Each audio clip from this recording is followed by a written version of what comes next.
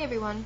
So I had some time to kill basically, and I just thought I'd start talking at the camera and see where it goes. I guess there are a few things that have been kind of floating around in my mind recently. And it comes after reading Beaudrillard, who's I think a really brilliant contemporary aesthetic theorist. Just what mediums like this, mediums of communication like YouTube, really mean, and what they're really doing. Because I think, well, especially for Beaudrillard, he talks a little bit about the simulacrum, which is a complete copy of something that was original, so it's indistinguishable from the original. Correct me if I'm wrong, but so something like talking face to face and then watching someone talk on YouTube eventually start to mean the same thing. Whereas there used to be one level of reality that was more real, and then there's this, which is a little less real, supposedly, but these different mediums are starting to flatten into one plane of reality that all means really about the same thing, because the things that we do here on YouTube impact the real world just as much as anything else. It's not disconnected at all from the real world. In fact, people who make videos on here oftentimes become famous for whatever they do, whether it's making music or just entertaining people.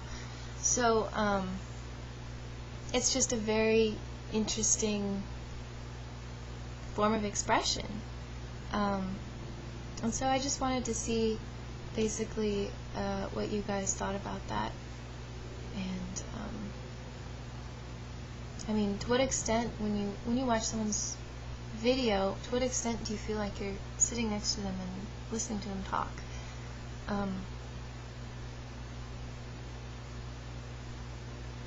I don't know, for me, like, if I do it for long enough, I start to feel like I don't think about whether it's real or not.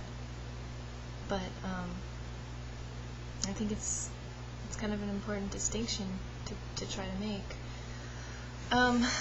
Especially since some people get a little caught up in this whole YouTube thing. I mean, it's kind of interesting because if you make videos after a while, you start to become there starts to be this form of yourself that exists on this plane.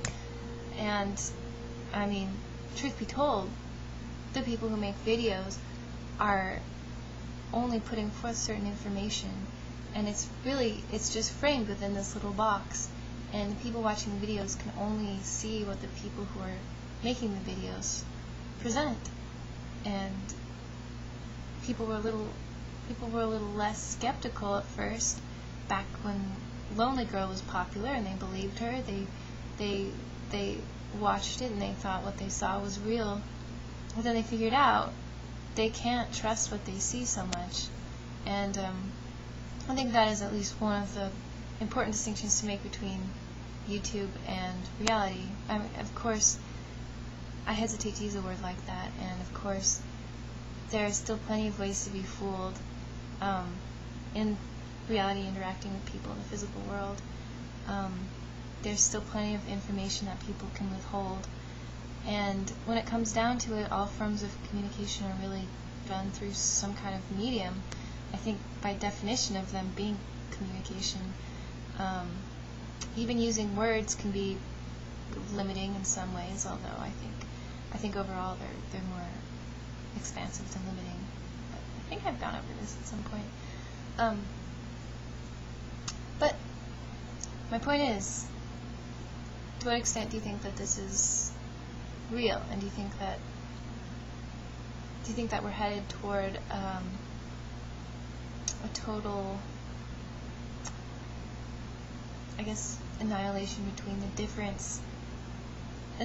of the difference between so-called reality and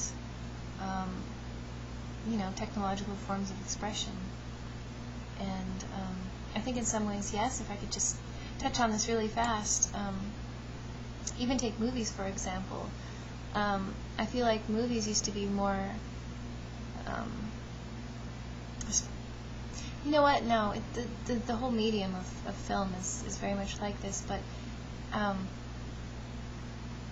I feel like with some kinds of art, the object is separate, and from you, the object is the other, and you are there to observe the other and interpret it through, your own perceptions.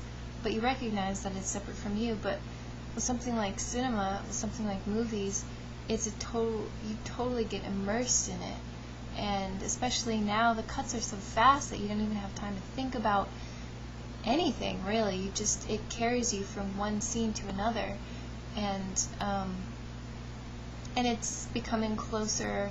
I mean, it's really not like reality at all, but even the pattern of cuts is it's following the 1/f pattern, which is like called pink noise, which is sort of imitating this natural sort of rhythm. I think it could have been the natural rhythm of the human brain waves. I'm wrong about that, but look it up. It's very interesting. Anyway, where I'm going with that is that all forms of expression are going toward this mimicking of reality, simulacra. And I'm not saying it's a bad thing, but I'm saying that YouTube is certainly a step in that direction. So tell me what you think about YouTube and your experience with YouTube and all that good stuff. Alright, I'll talk to you later.